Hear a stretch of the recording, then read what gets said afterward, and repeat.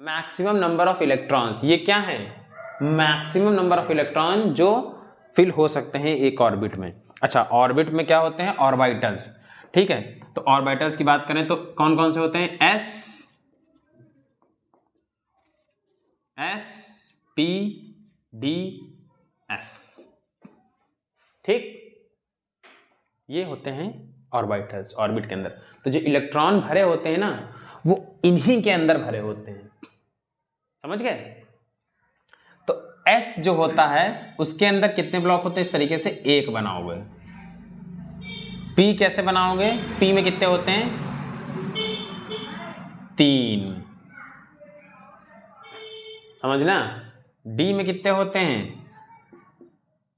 कितने होते हैं?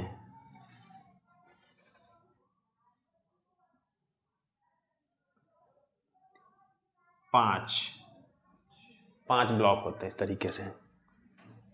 और F में कितने होते हैं? अरे बाप रे, क्या हो गया?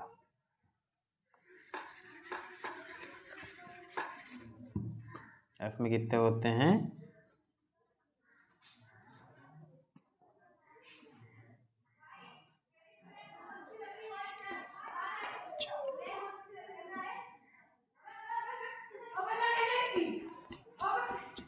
7 ब्लॉक। समझे? अब जो इलेक्ट्रॉन्स भरे होते हैं ना तुम्हारे, वो इन्हीं के अंदर भरे होते हैं। और एक ऑर्बिटल के अंदर कितने इलेक्ट्रॉन आ सकते हैं? मैक्सिमम 2। कितने आ सकते हैं? 2। और जो इसमें इलेक्ट्रॉन भरे होते हैं उसको हम डिनोट इस तरीके से करते हैं। ठीक, ये क्या है? क्या है ये? एक इलेक्ट्रॉन है। ठीक, और एक ब्लॉक में कितने आ सकते हैं? 2।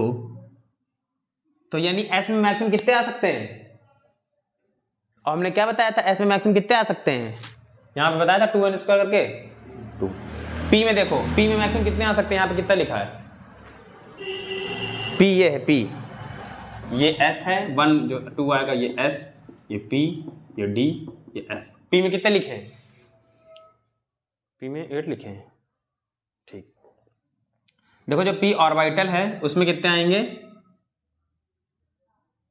कितने हैं ये?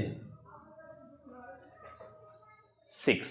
उसकी बात अभी छोड़ दो, उसको भी देखना मत। ठीक है, अभी हम बताते हैं वो कैसे आते हैं। D में मैक्सिमम कितने आ सकते हैं? सिर्फ D में, सिर्फ एक D में, सिंगल D में भरना शुरू करोगे, कितने आ रहे हैं? 10। F में कितने आ सकते हैं? 14। ठीक, कितने आ सकते हैं? 14। ये तुम्हारे मैक्सिमम। अब क्या होता है कि शेल नंबर जो होता है इंक्रीजिंग ऑर्डर में होता है। इंक्रीजिंग ऑर्डर में बोले तो अब ये याद रखना। ठीक है,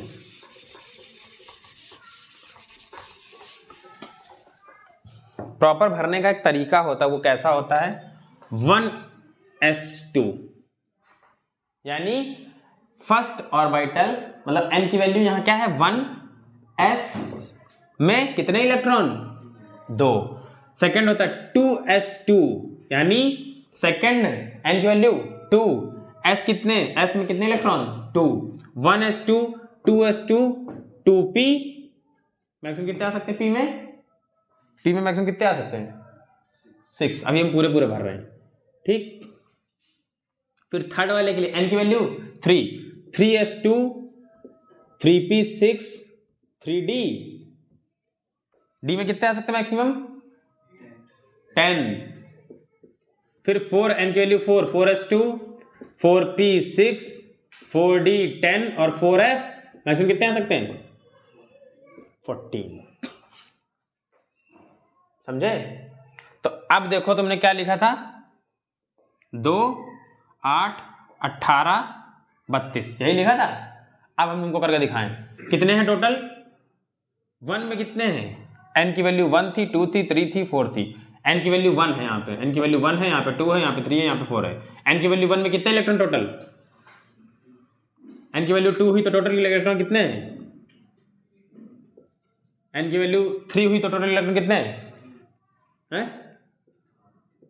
n की वैल्यू 4 हुई तो टोटल इलेक्ट्रॉन कितने हैं? ये देखो आ गया नहीं? 2 8 18 32, 2 8 18 32। तो इस तरीके से एक सिंगल S में हम तुमको बता रहे हैं कि S में इस तरीके से भरे होते हैं। S में मैक्सिमम 2 आ सकते हैं, P में मैक्सिमम 6 आ सकते हैं, D में मैक्सिमम 10 आ सकते हैं और F में मैक्सिमम 14 आ सकते हैं। उसके बाद जो इलेक्ट्रॉनिक कॉन्फ़िगरेशन, इसको हम क्या बोलते हैं? इसको हम क्या बोलते हैं? इलेक्ट्रॉनिक कॉन्फ़िगरेशन की इलेक्ट्रॉन किस तरीके से अरेंज हैं। तो 1 की वैल्यू जब 1 आएगा तो 1s2, ये याद कर लेना। 1s2 सबसे पहले S आता है, फिर sp, फिर spd, फिर spdf, समझे? 1s2 2s2 2p6 3s2 3p6 3d10 4s2 4p6 4d10 4f14। ठीक है, मैक्सिमम नहीं भरे होते हैं, अलग अलग एटम्स में अलग अलग इलेक्ट्रॉन भरे होते हैं। तो तुमको इतना याद रखना है 1s 2s 2p 3s 3p 3d 4s 4p 4d और 4f। ठीक, ये याद रखना है। इसके बाद अभी देखो तुम इस तरीके से ही नहीं भर दोगे, जब धीरे धीरे आगे पढ़ाएंगे चैप्टर में तो तुमको पता चलेगा कि 1s2 जब भरते हैं तो 1s2 ही भरते हैं। 2s2 भी एग्जिस्ट करता है, 3p आता है 3p एग्जिस्ट करता है, लेकिन जब d आता है ना तो d में क्या होता है? n की जगह n-1d होता है। जैसे 1s2 एग्जिस्ट करता है, 2s2 एग्जिस्ट करता है, 3s2 एग्जिस्ट करता है, 3s 4s सब एग्जिस्ट करते हैं। 1p एग्जिस्ट करता है, 1p दिखा तुमको कहीं? नहीं दिखा। 2p दिख रहा है। ठीक, ऐसे ही 2p एग्जिस्ट कर रहा है तो 3p 4p सब एग्जिस्ट करते हैं। 1d दिखा कहीं? 2d दिखा कहीं? 3d दिखा सीधे, यानी n-1d।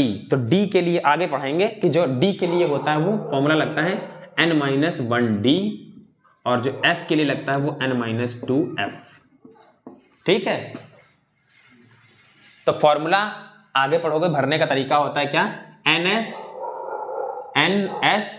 प्लस p, क्या p भी वही रहता है, np प्लस d के लिए n-1d और f के लिए n-2f। समझे? ऐसे ही तुम जाओगे आगे तो 3f कहीं नहीं देखोगे, तुम क्या देखोगे? सीधे 4f। 4f तुमको देखने को मिल जाएगा। ठीक, समझ में आया पूरा? उसके बाद हम बढ़ते हैं आगे।